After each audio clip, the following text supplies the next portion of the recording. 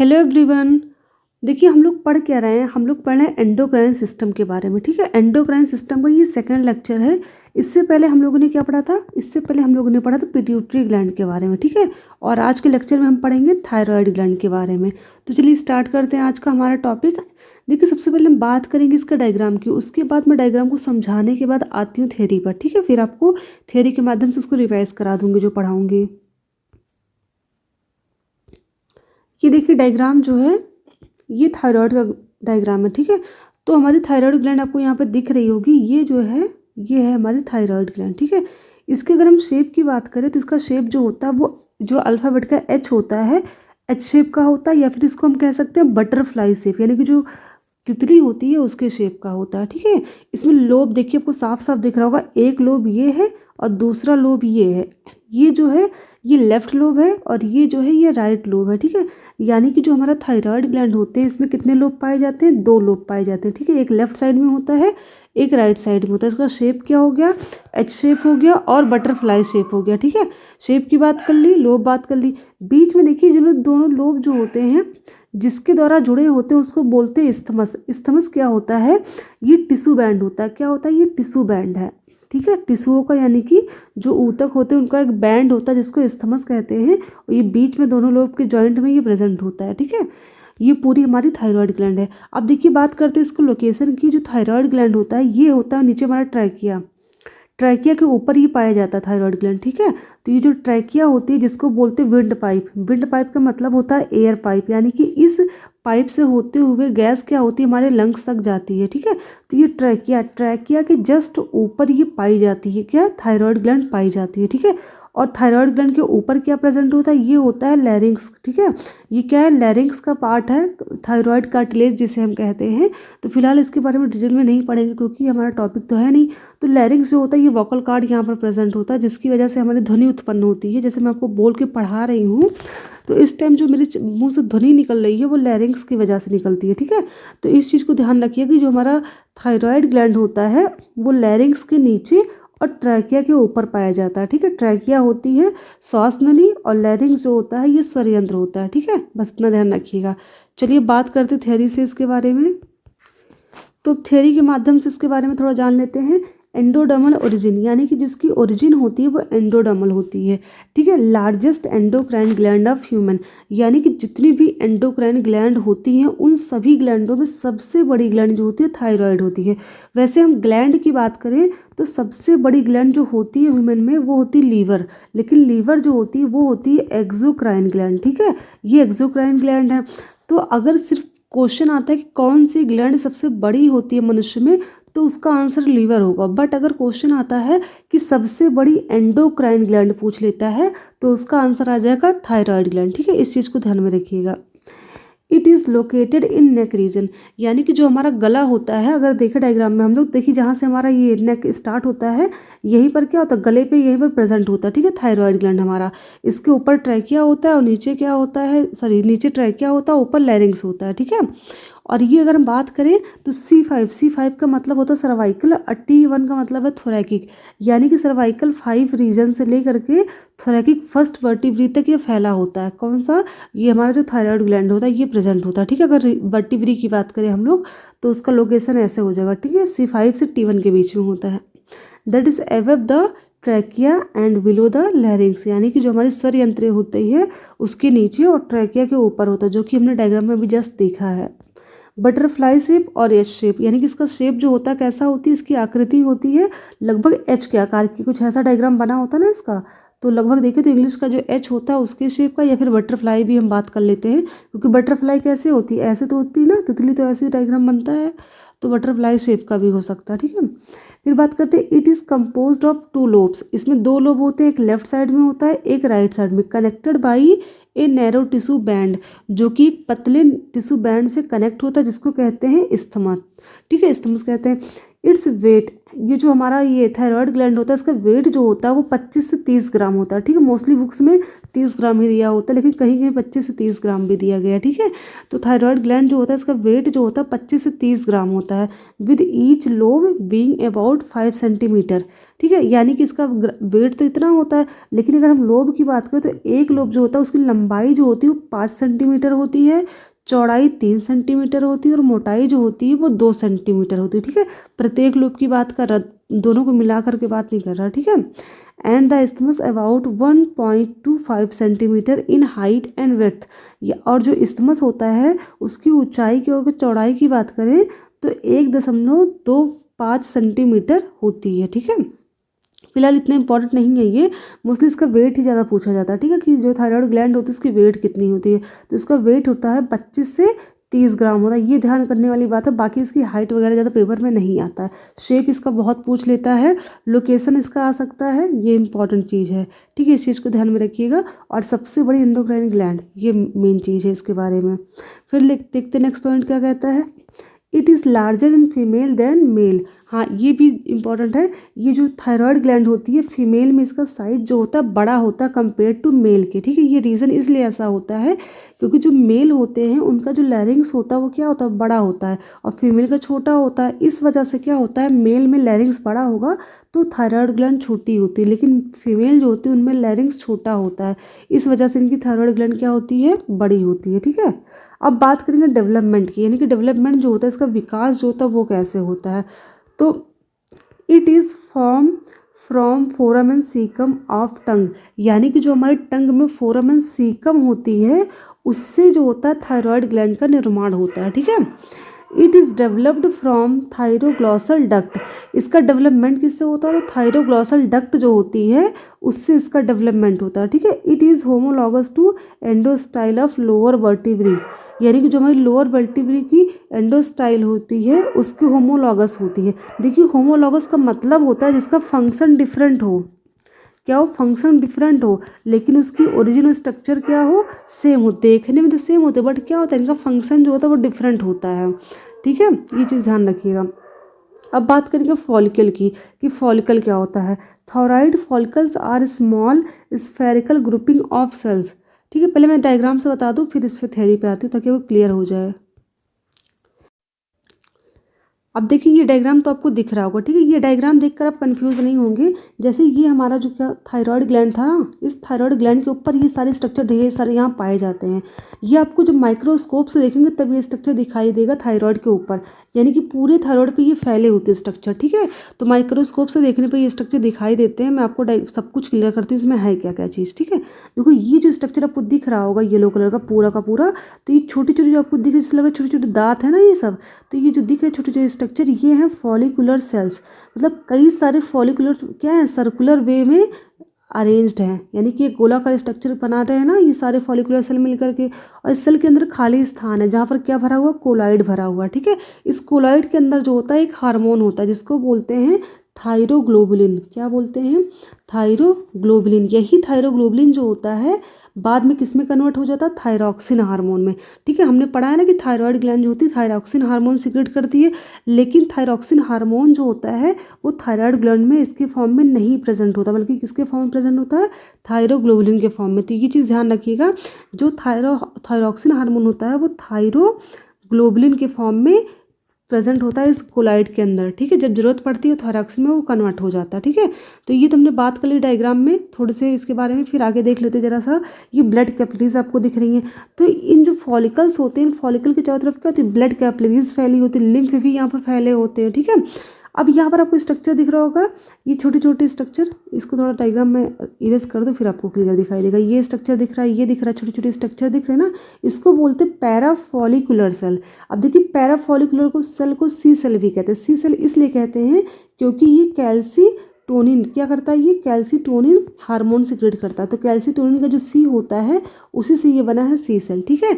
तो para follicular cell जो होते हैं इसके बीच बीच में पाए जाते हैं, यहाँ पर फॉलिकल के बीच में प्रेजेंट होते हैं, ये कैल्सीटोनिन को सिक्रेशन करते हैं, ठीक है।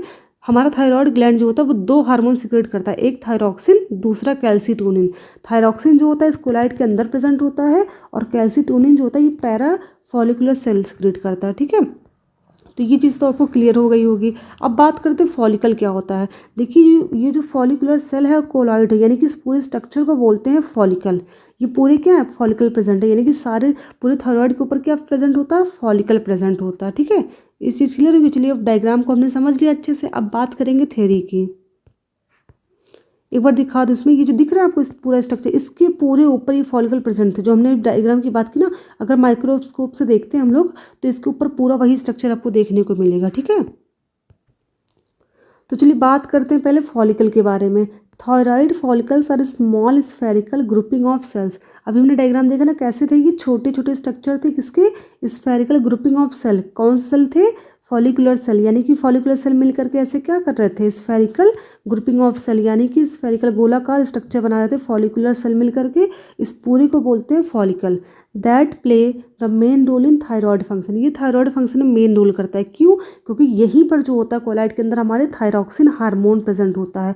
इसीलिए फॉलिकल क्या करता है, थायराइड ग्लैंड में सबसे मुख्य भूमिका निभाता है। ठीक है, they consist of a rim that has a rich blood supply. ये क्या होता है, रिम की तरह कंसिस्ट होता है, और इसके चारों तरफ क्या होता है, ब्लड सप्लाई, यानी कि चारों तरफ क्या होते हैं, ब्लड कैपिलरीज फैले होते हैं, और चारों तरफ क्या करते हैं, इसको ब्लड सप्लाई करते हैं। यानी कि इसको जो जो चाहिए होता है ब्लड से, जैसे आयोडीन वगैरह इसको जरूरत पड़ती है लेने की, तो क्या करता है, ब्लड से आयोडीन डायरेक्ट ले लेता है यहाँ पर। ठीक है, क्योंकि कैपिलरीज जो होती है उसकी क्या होती हैं, नर्व्स बहुत पतली होती हैं, तो आराम से क्या होता है, आयोडीन का ट्रांसपोर्ट हो जाता है। ठीक है, and lymphatic presence that surround, lymphatic यानी कि जो लिम्फेटिक सिस्टम होता है वो भी इसके चारों तरफ प्रेजेंट होता है।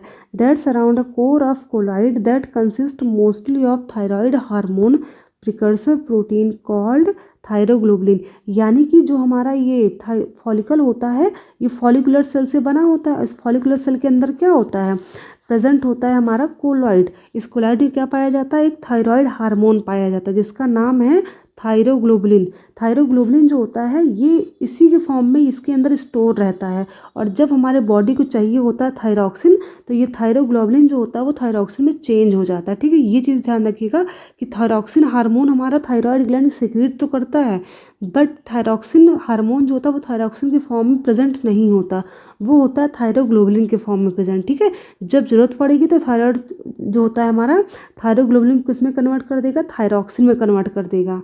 ठीक है, ये चीज़ ध्यान रखिएगा। एन आयोडीनेटेड ग्लाइकोप्रोटीन, यानी कि जो थायरोग्लोबुलिन होता है वो कैसा प्रोटीन है, आयोडीन युक्त ग्लाइकोप्रोटीन है। ठीक है, ग्लाइकोप्रोटीन का मतलब होता है ऐसा प्रोटीन जिसमें क्या होता है, कार्बोहाइड्रेट प्लस प्रोटीन दोनों प्रेजेंट हो, और प्लस आयोडीन तो इसमें होता ही होता है। ठीक है, ये चीज़ तो आपको पता पहले से ही होगी। चलिए बात करते हैं फॉलिकुलर सेल की। फॉलिकुलर सेल कैसे क्या थे, जो स्ट्रक्चर ऐसे बने हुए थे गोल गोल, ये फॉलिकुलर सेल थे, ऐसे स्ट्रक्चर बनाते ना पूरे। The core of a follicle is surrounded by a single layer of follicular cell. Single layer थी ना, ऐसे सिंगल ही लेयर तो फैली हुई थी। तो याद रखिएगा जो फॉलिकल की चारों तरफ स्ट्रक्चर होती है जिससे फॉलिकल बने होते हैं उसको बोलते हैं फॉलिकुलर सेल। ये सिंगल लेयर में प्रेजेंट होती है। ठीक है, a follicle is formed by a spherical arrangement of follicular cell. इसी फॉलिकुलर सेल से क्या होता है, एक फॉलिकल बना होता है। When stimulated by thyroid stimulating hormone. देखिए TSH के बारे में हम लोगों ने प्रीवियस क्लास में पढ़ा था। ये जो थायराइड स्टिमुलेटिंग हार्मोन होता है कौन सीक्रेट करता है, हमारा पिट्यूटरी ग्लैंड। ये तो हम बात कर चुके हैं ना इसके बारे में। जो एंटीरियर पिट्यूटरी ग्लैंड होता है ये इस हार्मोन को सीक्रेट करता है। ये हार्मोन क्या करता है, हमारे थायराइड को स्टिमुलेट करेगा। ठीक है, क्यों स्टिमुलेट करेगा, सीक्रेट करने के लिए थायराइड हार्मोन को और कैल्सीटोनिन हार्मोन को। ठीक है, ये चीज़ ध्यान रखिएगा। This secret the thyroid hormone T3 and T4। ठीक है, T3 का मतलब होता है ट्राईआइडोथायरोसिन। ठीक है, क्या होता है, ट्राईआइडोथायरोसिन। और T4 का मतलब होता है टेट्राआइडोथायरोसिन। ये चीज़ ध्यान रखिएगा। ठीक है, जहाँ पर आयोडीन की संख्या 3 होती है, यानी कि 3 आइटम होते हैं, वो ट्राईआइडोथायरोसिन हो जाएगा। और T4 का मतलब 4 आयोडीन के आइटम होते हैं यहाँ पर। ठीक है, तो हो जाएगा टेट्राआइडोथायरोसिन। अब बात करते हैं नेक्स्ट पॉइंट की। Follicular cell vary in shape from the cuboid to columnar depending on how they active are. यानी कि जो फॉलिकुलर सेल होता है, हमने स्ट्रक्चर देखा था ना ऐसे प्रेजेंट है ये सब, तो ये फॉलिकुलर सेल होता है, फॉलिकल का शेप तो फिक्स है, स्फेरिकल ही होता है, लेकिन जो फॉलिकुलर सेल होते हैं ये जो गोल गोल अपने देखे स्ट्रक्चर, इनका शेप जो होता है ये वेरी यानी कि चेंज होता रहता है, यानी कि आकृति इनकी कैसे चेंज होती है, कभी क्यूबॉइड होती है कभी कॉलमनर होती है, ठीक है। किस पे ये डिपेंड किस पे करता है इनका शेप डिपेंड करता है इनकी एक्टिविटी पर, कैसे ये एक्टिव है, ज़्यादा एक्टिव है कम एक्टिव है, उसी बेस पर इनका शेप जो होता है वो वेरी करता है, नहीं बदलता रहता है, ठीक है। फिर आता है फॉलिकुलर ल्यूमन। ल्यूमन की बात करें, ल्यूमन का मतलब हो गया जो स्ट्रक्चर ये बीच में शेप में खाली जगह होती है, इसी को बोलेंगे ल्यूमन, ठीक है। तो इसके बारे में जरा देखते हैं। The follicular lumen is the fluid filled space with in a follicle of thyroid gland. जहाँ पर कोलाइड फील्ड था, ये स्ट्रक्चर हमने देखा था, ये हमारे फॉलिकुलर सेल थे ढेर सारे, उसके ये सारे सेल मिलकर क्या बनाते हैं, एक स्फेरिकल स्ट्रक्चर बनाते हैं, बीच में कोलाइड भरा हुआ था ना, इस बीच वाले खाली स्पेस को जहाँ कोलाइड भरा हुआ है इसी को बोलते हैं फॉलिकुलर ल्यूमन, ठीक है। There are 100 of follicles within the thyroid gland, यानी कि एक थायराइड ग्लैंड में लगभग 100 फॉलिकल्स पाए जाते हैं, ठीक है। यानी कि ये स्ट्रक्चर जो होते हैं लगभग 100 स्ट्रक्चर आपको ऐसे दिखेंगे एक थायराइड में, ठीक है, एक थायराइड ग्लैंड में। फिर नेक्स्ट पॉइंट क्या कहता है, the follicular lumen is filled with colloid. हमारा फॉलिकुलर ल्यूमन जो होता है कैसा होता है, कोलाइड से भरा हुआ होता है, एक कंसनट्रेटेड सोल्यूशन, कंसनट्रेटेड सोल्यूशन होता है। कंसनट्रेटेड सोल्यूशन का मतलब होता है इसमें सॉल्वेंट जो होता है वो क्या होता है, कम होता है, और सॉल्यूट क्या होता है इसके अंदर, ज़्यादा होता है, ठीक है। ये इसका मतलब हो गया। जैसे कि हम लोग देखते हैं ना ग्लू वगैरह कैसा होता है, ग्लू बहुत गाढ़ा होता है ना, अगर आप छन्नी से छानोगे नहीं छनेगा, क्योंकि इसमें क्या होता है सॉल्यूट ज़्यादा होता है और सॉल्वेंट क्या होता है कम होता है। जैसे जेली हो गया, जेली भी एक तरह का क्या होता है कोलाइडल सोल्यूशन होता है ना, बहुत ज़्यादा गाढ़ा होता है, उसको अगर छन्नी से आप छानोगे तो छनेगा नहीं। शहद भी वैसे ही होता है, ठीक है। फिर नेक्स्ट पॉइंट देखते हैं, of thyroglobulin and is the site of synthesis of thyroid hormone thyroxine 4 and thyroxine. तो देखिए ये मतलब ये कह रहा है इसमें कि ये जो हमारा फॉलिकुलर ल्यूमन होता है जिसमें कोलाइड भरा होता है, इस कोलाइड में क्या होता है, थायरोग्लोबुलिन होता है। अभी हमने बात की ना थायरोग्लोबुलिन क्या होता है, जरूरत पड़ने पर थायरॉक्सिन में चेंज होता है, अदरवाइज ये इसी के फॉर्म में स्टोर रहता है, ठीक है, फॉलिकल के अंदर। फॉलिकल के अंदर ही थायरॉक्सिन हार्मोन पाया जाता है, किसके फॉर्म में, थायरोग्लोबुलिन के फॉर्म में।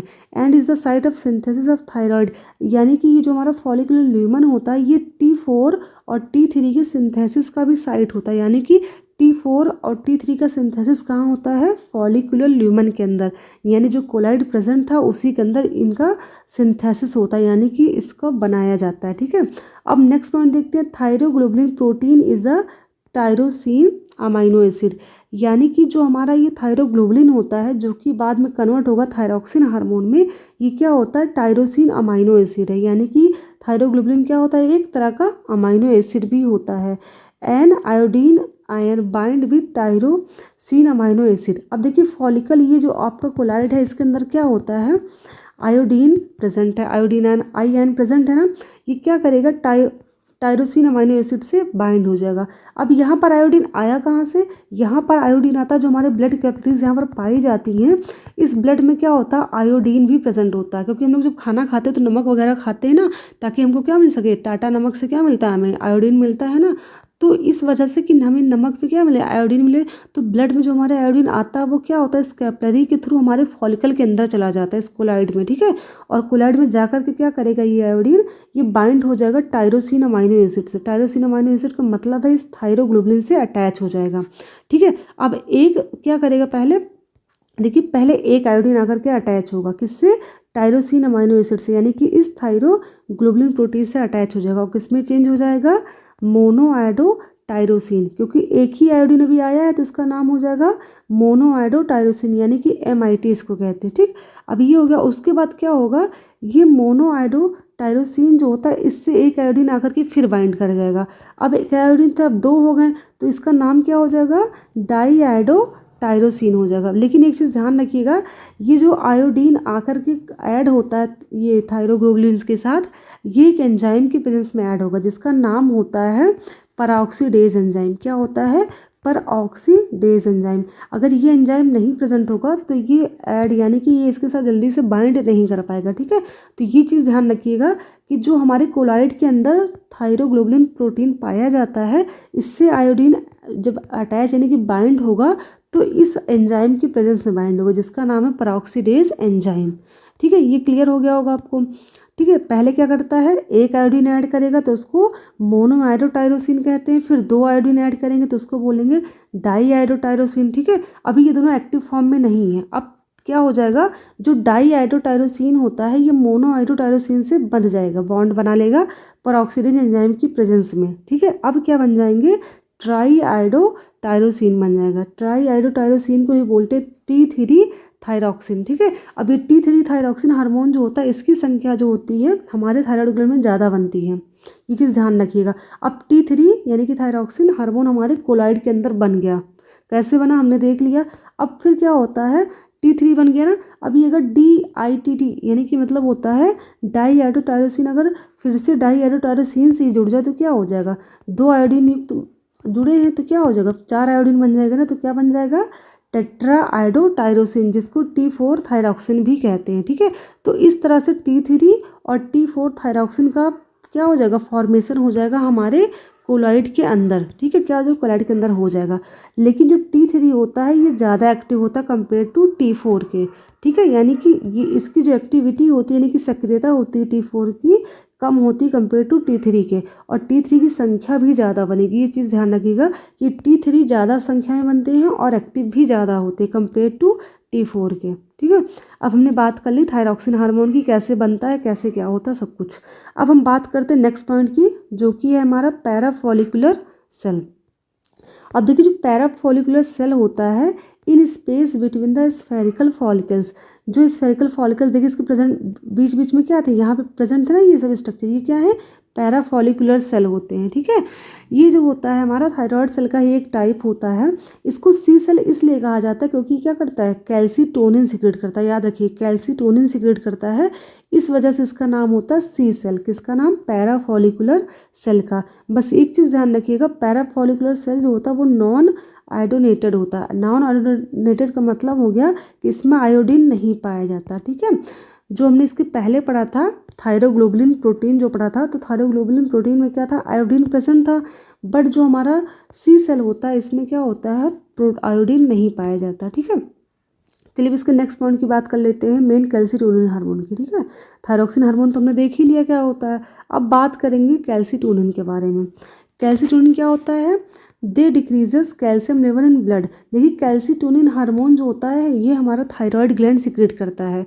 थायराइड ग्लैंड का कौन सा पार्ट सिक्रेट करता है, पैरा फॉलिकुलर सेल जो होता है वो सिक्रेट करता है। ठीक है, हम लोग बात करते हैं थायराइड हार्मोन, थायराइड ग्लैंड की ना, लेकिन थायराइड ग्लैंड की अगर पार्ट की बात करें तो जो पैराफॉलिकुलर सेल होता है वो सिक्रेट करता है हमारा कैल्सीटोनिन हार्मोन। ठीक है, तो ये इसके नाम में इसका काम छुपा हुआ है, कैल्सी। कैल्सी का मतलब क्या हो गया, कैल्शियम। ठीक है, तो कैल्सीटोनिन हार्मोन जो होता है वो हमारे ब्लड में कैल्शियम लेवल को क्या करता है, कम करता है। कैल्शियम आयन के फॉर्म में हमारे ब्लड में पाया जाता है ना, तो इनकी संख्या जो होती है ब्लड से कम कर देता है, और क्या करता है, ब्लड से निकाल करके इसको कहाँ पहुँचा देता है, हमारी हड्डियों में।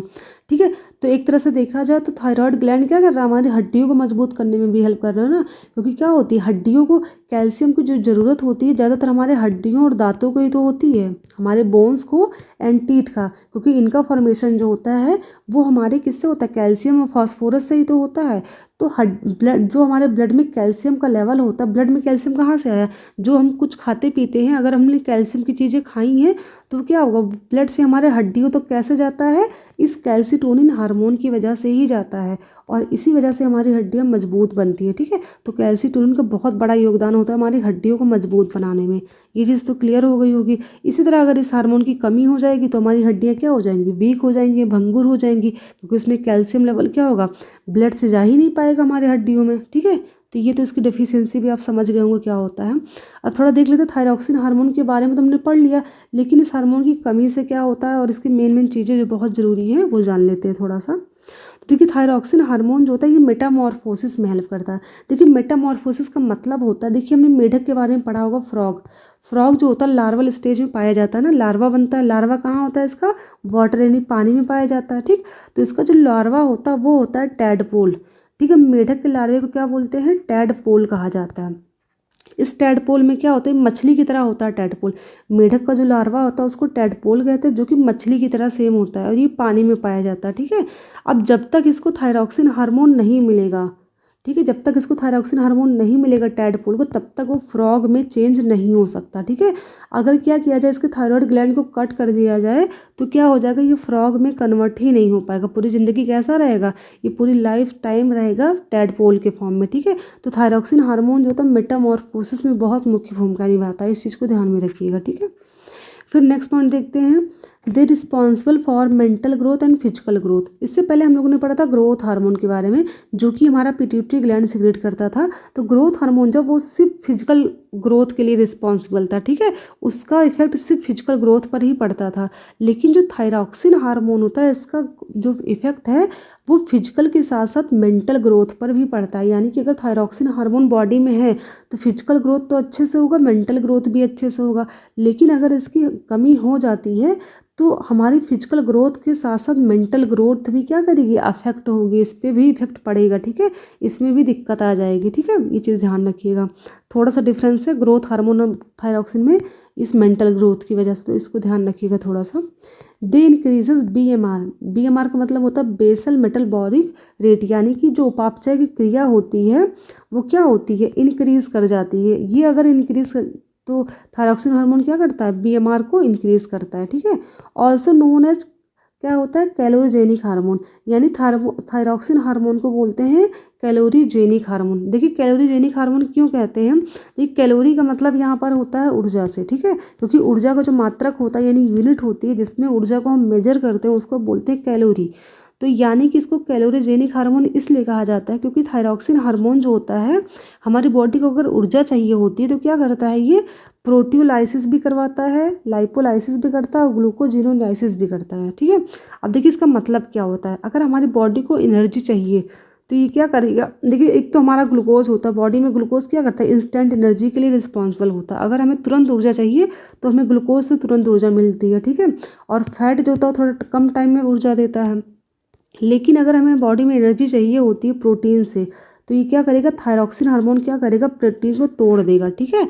प्रोटियोलाइसिस का मतलब होता है प्रोटीन का टूट जाना। जहाँ पर भी लाइसिस वर्ड आएगा समझ जाइए, उसका मतलब होता है ब्रेक डाउन होना, यानी कि टूटना। साइंस में लाइसिस का मतलब ही होता है टूट जाना, तो प्रोटीन का टूटना होता है प्रोटियोलाइसिस। ठीक है। इसमें क्या हो रहा है, प्रोटियोलाइसिस हो रहा है, यानी प्रोटीन जो होता है थायरॉक्सिन हार्मोन की प्रेजेंस में टूट जाएगा और क्या बना देगा, एनर्जी बनाएगा।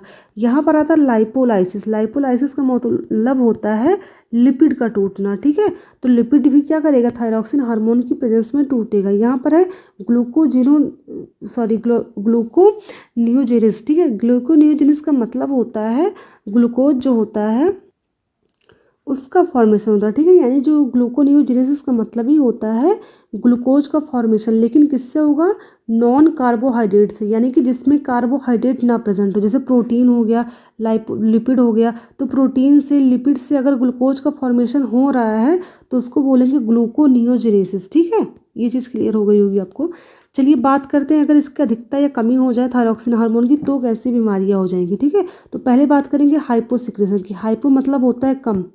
साइंस में टर्म्स का बहुत बड़ा खेल होता है, अगर आपको टर्म समझ में आ रहा है तो अपने आप आधा आंसर तो वैसे भी आपको आ जाएगा। ठीक है।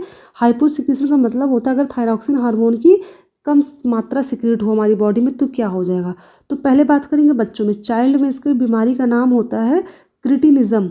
क्रिटिनिज्म होता है हमारा, जैसे बच्चों में डॉर्फिनिज्म हो गया था ग्रोथ हार्मोन की कमी से, तो उसकी वजह से क्या होता है, बच्चा बावना होता बट उसकी मेंटल ग्रोथ जो होती है वो इफेक्टेड नहीं होती। लेकिन इसमें क्या होता है, क्रिटिनिज्म में क्या होता है, बच्चे का फिजिकल ग्रोथ पे इफेक्ट तो पड़ेगा ही पड़ेगा, साथ में उसकी मेंटल ग्रोथ पर भी इफेक्ट पड़ता है। ठीक है।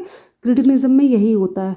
तो हाइपोसिक्रेशन का मतलब हो गया अगर थायरॉक्सिन हार्मोन की सिक्रेशन हमारी बॉडी में कम होगा तो बच्चों में क्रिटिनिज्म की बीमारी हो जाती है। बच्चे का क्या होगा, फिजिकली ग्रोथ नहीं होगा, यानी कि बच्चे की हाइट भी रुक जाएगी, उसका मस्तिष्क जो मस्तिष्क का ग्रोथ होता है यानी कि डेवलपमेंट होता है वो भी रुक जाएगा। बच्चा यानी कि मंद बुद्धि का ही होगा। ठीक है। एक तरह का देखा जाए पागल होगा, पागल टाइप का ही होगा।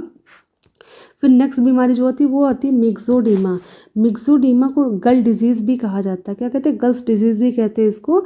ये सबसे ज़्यादा महिलाओं में पाया जाता है। इसमें होता क्या है, वेट बहुत ज़्यादा बढ़ जाएगा। ठीक है। मिक्सोडीमा में क्या होता है, वेट बहुत ज़्यादा बढ़ जाता है, फैट यानी कि बॉडी में फैट की मात्रा बढ़ जाती है, साथ में बॉडी का जो टेम्परेचर होता है वो क्या कर जाएगा, डिक्रीज कर जाता है। ठीक है। बीएमआर इंक्रीज करेगा। बीएमआर का मतलब होता है बेसिक मेटाबॉलिक रेट जो होता है वो भी बढ़ जाएगा।